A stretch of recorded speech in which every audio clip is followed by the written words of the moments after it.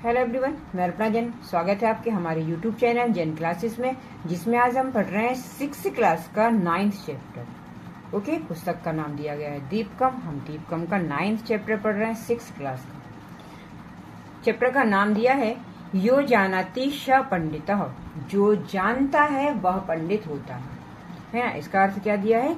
यो जानाति स पंडितः, जो जानेगा, जो बताएगा वह क्या होगा? पंडित कहलाएगा। ठीक है, मतलब विद्वान कहे जाएंगे। चलो हम पहले शुरू करें, पहले इसका सारांश थोड़ा सा देख लेते हैं कि ये क्या कह रहे हैं। तो कह रहे हैं संस्कृत साहित्य प्रहेलिका नाम विशिष्टम स्थानम अस्ति। प्रहेलिका का मतलब होता है पहेलियों का। ओके, तो कह रहे हैं संस्कृत साहित्य में पहेलियों का विशिष्ट स्थान है ना। पहेलियां मतलब समझते हो ना, जो हम पूछते हैं, जिनको पूछा जाता है, समझा जाता है, फिर उनका आंसर बताया जाता है। इस प्रकार से कह रहे हैं यहाँ पर जितनी दी गई है सब पहेली के रूप में दी गई है। कह रहे हैं प्रहेलिका आलावृद्धम मानसिकम उल्लासम जनयति। तो कह रहे हैं पहेलिया अबाल वृद्धा मतलब बच्चों की और बूढ़ों की, है ना, बालक और वृद्ध सभी के मन में मानसिक उल्लासम मतलब मन में उल्लास या आनंद उत्पन्न करती हैं। ठीक है, कौन? पहेलिया। बुद्धि तार्किक शक्ति वर्धयंती, बुद्धि की तार्किक शक्ति का विकास करती है, तार्किक शक्ति को बढ़ाती हैं। ठीक है। चिंतनम क्षमताम विकासयंती, चिंता मतलब सोचने की, चिंतन करने की शक्ति का, क्षमता मतलब शक्ति का विकास करती हैं। पूर्व जनानाम कवीनानाम बुद्धिमत्ताम कल्पना शक्तिम च दर्शयंती। क्या कह रहे हैं कि ये पूर्वजों और कवियों की, पूर्वजा कवीना मतलब पूर्वजों की, पुराने लोगों की और कवियों की क्या करती थी? बुद्धिमत्ता तथा कल्पना शक्ति को प्रदर्शित करती हैं कि हमारे पुराने जमाने में लोग कैसे हुआ करते थे। इस सारी चीजों को ये बता रहे हैं।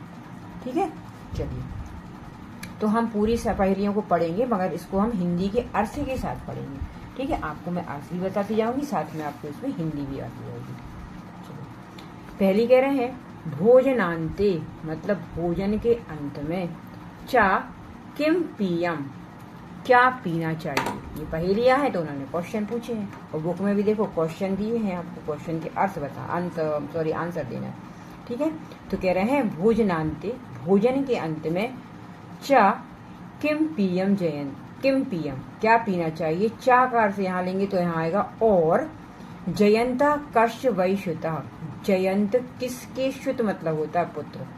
तो जयंत जो है वो किसके पुत्र हैं? दो चीजें इन्होंने यहाँ पर पूछ ली है। पहला कहा है कि भोजन के अंत में क्या पीना चाहिए, मतलब खाना के बाद क्या पीना चाहिए, और जयंत किसके पुत्र थे। ठीक है, कथम विष्णु पदम प्रोक्तम तक्रम शक्रम दुर्लभम। कह रहा है कथम विष्णु पदम प्रोक्तम, विष्णु का पद प्रोक्तम कैसा बताया गया है, कि विष्णु पद कैसा बताया गया है। तो कह रहे हैं पहले का आंसर है तक्रम मतलब भोजन के अंत में पीना चाहिए, तक्रम मतलब छाछ। जयंत किसके पुत्र? तो कह रहे हैं शक्र मतलब इंद्र के, और विष्णु पद तो कह रहे हैं विष्णु पद कैसा बताया गया, तो कह रहे हैं दुर्लभम। तीनों के आंसर उन्होंने एक साथ दे दिए, क्वेश्चन उन्होंने इसी में अलग अलग पूछे हैं, तो इन्होंने आंसर बताया है कि भोजन के अंत में क्या पीना चाहिए, और भोजन के अंत में क्या पीना चाहिए, जयंत किसके पुत्र थे, और विष्णु पद को कैसा बताया गया है। तो उन्होंने कहा है कि भोजन के अंत में तक्र मतलब छाछ पीना चाहिए, जयंत शक्र मतलब इंद्र के पुत्र हैं, और जो विष्णु पद है वो कैसा है, दुर्लभम मतलब अत्यंत कठिन बताया गया है। ठीक है, ये आपके यहाँ पर देखो ये दिए हैं आपको। भोजन के अंत में क्या पीना चाहिए, तो उत्तर आएगा छाछ। जयंत किसका पुत्र है, तो उत्तर आएगा इंद्र का, और विष्णु का पद कैसा बताया गया है, तो उत्तर आ गया अत्यंत दुर्लभ। आपकी बुक में देखिए, बुक में क्वेश्चन यहाँ पर ही पूछ दिए गए हैं, तो हम बहुत लिखेंगे पहले। तो कह रहे हैं भोजनस अंते किम पानीयम क्या पीना चाहिए, तो इसमें तक्रम। जयंत कश्य पुत्र, तो इंद्रश्य भी लिख सकते हो आप, इंद्र का। ओके, फिर विष्णु सानिध्यम कथम उक्तम, विष्णु का जो पद है, विष्णु का सानिध्य है वो कैसा है, तो कह रहे हैं दुर्लभम, कठिन है, बहुत कठिन है। ठीक है ना, इस तरह से आपको इसमें ये करना है। ओके, चलिए हम सेकंड देख लेते हैं। तो सेकंड कह रहे हैं ना तस्यार्दिनम तस्यांतो मध्ये यश तिष्ठति। कह रहे हैं ना शब्द जो है, ना जिसके आरंभ में, ठीक है, तस्यार दिनम, तस्यार दिन मतलब जिसके प्रारंभ में ना आता है, मध्य यस्तस्य तिष्ठन्ति और जिसके मध्य में या होता है, ठीक है। क्या कह रहे हैं, जिसके अंत में तस्यांत हो, और कह रहा उसके अंत में भी ना हो, जिसके आरंभ में ना हो और जिसके अंत में ना हो, मध्य यस्तस्य तिष्ठन्ति और जिसके मध्य में या हो, मतलब या विराजमान हो। फिर कह रहे हैं तपाप्यसति मपाश्यति यदि जानामि तद्भव। अब क्या कह रहे हैं कि वह तुम्हारा भी है और मेरा भी है। तवास्यति मतलब तुम्हारा, मवाश्यति मतलब मेरा, यदि जानासी तद्भवम यदि तुम जानते हो तो बताओ, है ना। आंसर कह रहे हैं यदि तुम जानते हो कि जिसके प्रारंभ में ना है, जिसके अंत में ना है, मगर जिसकी मध्य में या है, तो हम पहले इसको लिख लें, ना को लिख लें, फिर ना लिख लें और फिर बीच में या लिख लें, शब्द बन जाएगा नयनम, उत्तर आएगा नयनम।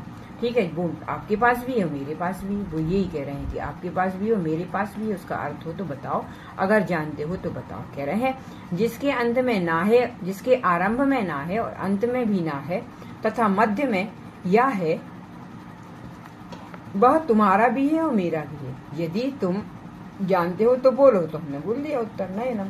ठीक है, शब्द क्या बन जाएगा इसमें, नयनम। देखो बुक में कह रहे हैं तस्य यदि नास्ति तस्य अन्तः अपि नास्ति तस्य मध्ये यः तिष्ठति।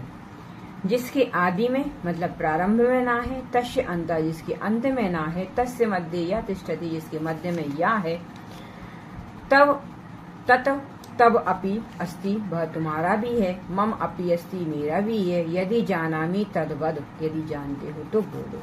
हमने बोल दिया, क्या बोल दिया हमने, नयनम। नयनम मतलब क्या होता है, नयन, नयन मतलब आंख, है ना, ये इन्होंने कहा है। फिर कह रहे हैं नेक्स्ट, कह रहे हैं